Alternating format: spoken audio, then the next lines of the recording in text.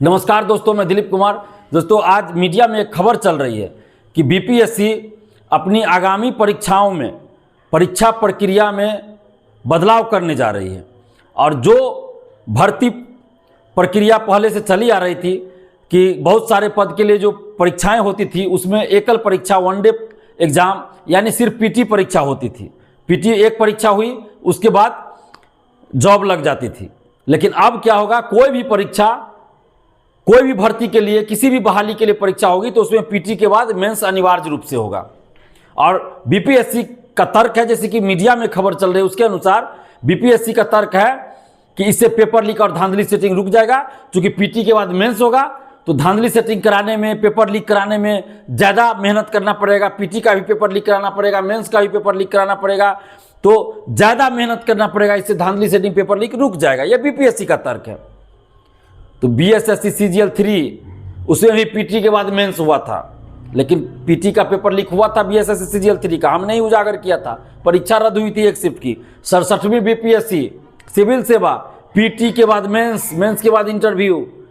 67वीं BPSC civil सेवा का PT का क्वेश्चन आउट हुआ था, पेपर लीक हुआ था। हमने ही तत्कालीन मुख्यमंत्री नीतीश कुमार जी को परीक्षा से 11 मिनट को पहले क्वेश्चन भेजा था और परीक्षा रद्द हुई थी। तो ये कह देना कि पीटी के बाद मेंस कराएंगे तो उससे पेपर लीक और धांधली सेटिंग रुक जाएगा, ये बिल्कुल गलत है।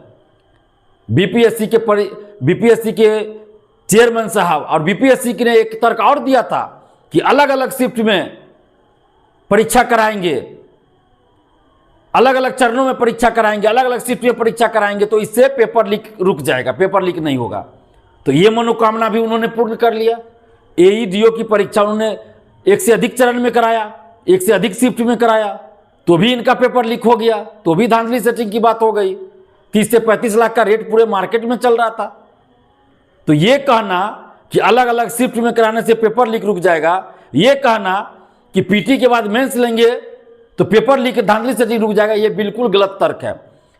जब तक आपकी नीयत सही नहीं होगी, जब तक आप ईमानदारी से काम नहीं करेंगे, जब तक परीक्षा माफियाओं पे कार्रवाई नहीं होगी, जब तक बीपीएससी ऑफिस के अंदर जो भ्रष्टाचारी बैठा हुआ है, जो पेपर लीक में संलिप्त अधिकारी और कर्मचारी बैठा हुआ है, वैसे लोगों को बीपीएससी से लात मार के बाहर नहीं कीजिएगा और जेल नहीं भेजिएगा, तब तक पेपर लीक, धांधली सेटिंग रुकने वाली नहीं है। आप तो बीपीएससी सिविल सेवा में पीटी के बाद मेंस, मेंस के बाद इंटरव्यू भी कराते हैं। तो आपके तो पूर्व सदस्य ने, बीपीएससी के पूर्व सदस्य ने इंटरव्यू में 25 लाख रुपया मांगा था। वो प्रकरण भूल गए क्या? 25 लाख रुपया सिर्फ इंटरव्यू में मांगा गया था 2016-17 में। अब सोचिए, उस समय का रेट 25 लाख सिर्फ था इंटरव्यू का, और पूरे बहाली का 55 से 60 लाख था।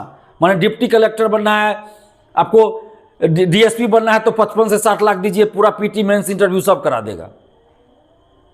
तो पीटी के बाद मेंस कराएगा, इससे पेपर लीक, धांधली सेटिंग रुक जाएगा। ये मनगढ़ंत कहानी बनाकर बिहार के लाखों करोड़ों युवाओं को ठगने का काम किया जा रहा है, गुमराह करने का काम किया जा रहा है।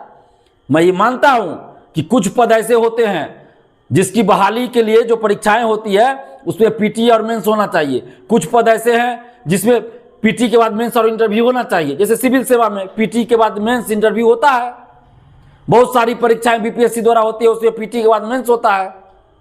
लेकिन ये तर्क देना कि पीटी के बाद मेंस कराएंगे तो पेपर लीक, धांधली सेटिंग रुक जाएगा, इसलिए आगामी सभी परीक्षाओं में पीटी मेंस हम कराएंगे, ये बिल्कुल गलत तर्क है, बिल्कुल गलत है। गुमराह किया जा रहा है। एक जो कहावत है कि उम्र भर गाली भूल करता रहा, धूल आईने पे थी, चेहरा साफ करता रहा। तो भ्रष्टाचारी बीपीएससी ऑफिस के अंदर बैठा हुआ है, पेपर लीक कराने वाला बीपीएससी ऑफिस के अंदर बैठा हुआ है, और ये परीक्षा प्रक्रिया में बदलाव करने जा रहे हैं तो उससे पेपर लीक रुक जाएगा। अरे 67वीं बीपीएससी पेपर लीक में कई लोगों का नाम आया था। बीपीएससी ऑफिस जो जांच हुआ 67वीं बीपीएससी का पेपर लीक का, उसमें क्या आया था? बीपीएससी ऑफिस के अंदर से, स्ट्रांग रूम से ताला खोल के मेंस की कॉपियां बाहर ले जाई गई थी, लिखवाई गई थी बाहर, और फिर बाहर से लिखवा कर अंदर रखा गया। कितने लोगों पर कार्रवाई हुई? कौन था वो बीपीएससी का अधिकारी और कर्मचारी? आज तक क्यों नहीं उस पर कार्रवाई हुई? जब तक बीपीएससी ऑफिस के अंदर भ्रष्टाचारी बैठा रहेगा तब तक कितना भी बदलाव कर लीजिए, आप 4 बार मेंस ले लीजिए, 10 बार इंटरव्यू ले लीजिए, कुछ नहीं होने वाला है, धांधली सेटिंग होती रहेगी। आप 10 फरवरी से लेकर आप 30 मार्च 2024 का सीसीटीवी फुटेज जारी कीजिए बीपीएससी का। हम चुनौती दे रहे हैं। 10 फरवरी 2024 से 30 मार्च 2024 का सीसीटीवी फुटेज पूरे बीपीएससी ऑफिस का, गेट से लेकर पूरे ऑफिस का एक एक रूम का आप जारी कर दीजिए। है हिम्मत बीपीएससी को जारी करे, वो सार्वजनिक करे सीसीटीवी फुटेज, उसमें आ जाएगा कि कौन है पेपर लीक कराने वाला, वो आ जाएगा।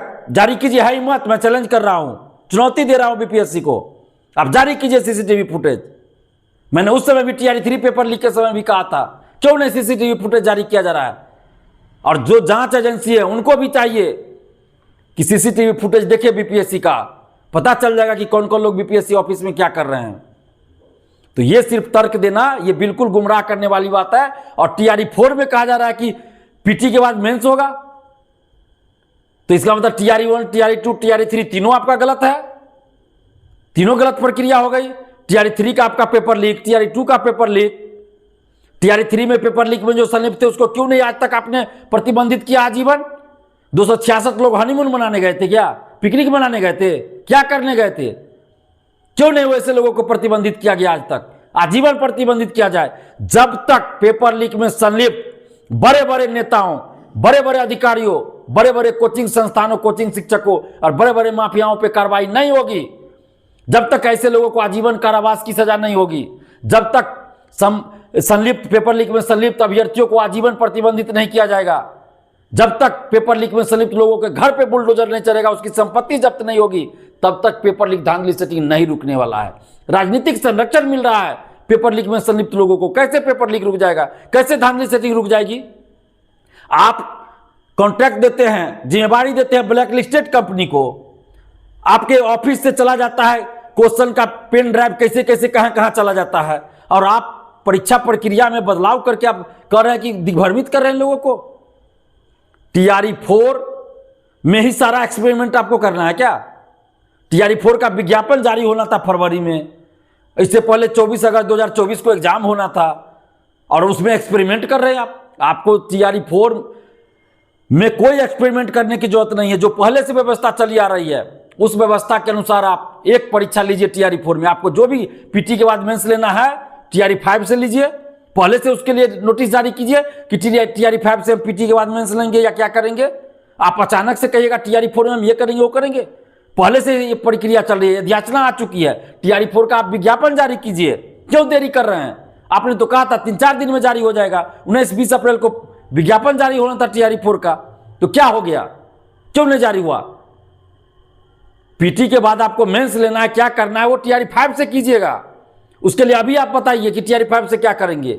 टीआरई 4 में जो व्यवस्था पहले से चल आ रही है उसके अनुसार काम कीजिए। आपको करना था कि रिजल्ट से पहले डॉक्यूमेंट्स वेरिफिकेशन करें, वो तो आप नहीं कर रहे हैं। टीआरई 1, 2, 3 में कुछ नहीं हुआ, सीधा रिजल्ट जारी हुआ। अब शिक्षा विभाग ने कहा कि जो कहा क्या कहा नहीं कहा, लेकिन रिजल्ट से पहले डॉक्यूमेंट्स की वेरिफिकेशन होना चाहिए कि नहीं होना चाहिए? तो रिजल्ट से पहले कोई डॉक्यूमेंट्स की जांच नहीं हो रही है, वो जरूरी है सबसे ज्यादा। क्यों नहीं डॉक्यूमेंट्स वेरिफिकेशन होता है रिजल्ट से पहले, चाहे शिक्षा विभाग कराए या बीपीएससी कराए? तो टीआरई 4 में वही व्यवस्था रहे जो पहले से चली आ रही है।